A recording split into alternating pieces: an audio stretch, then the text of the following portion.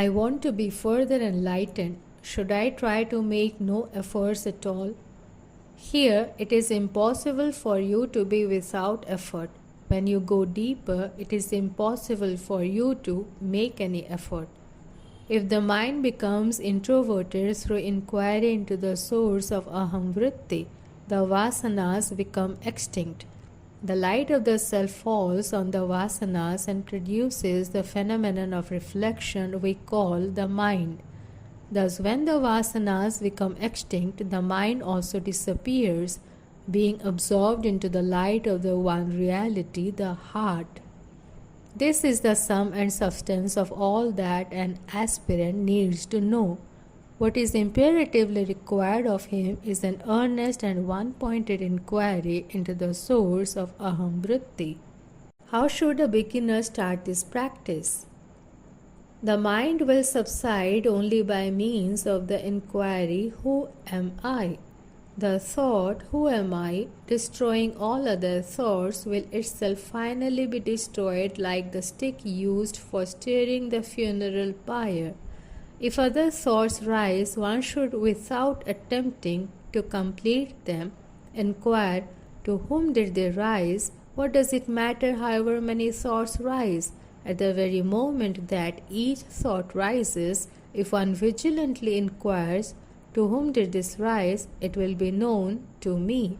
If one then inquires, who am I, the mind will turn back to its source, the self, and the thought which had risen will also subside.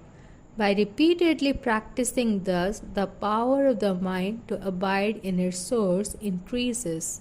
Although tendencies towards sense objects, Vishaya vasanas, which have been recurring down the ages, rise in countless numbers like the waves of the ocean, they will all perish as meditation on one's nature becomes more and more intense. Without giving room even to the doubting thought, is it possible to destroy all these tendencies, vasanas, and to remain as the self alone? One should persistently cling fast to self-attention. As long as there are tendencies towards sense objects in the mind, the inquiry, who am I, is necessary. As and when thoughts rise, one should annihilate all of them through inquiry then and there in their very place of origin.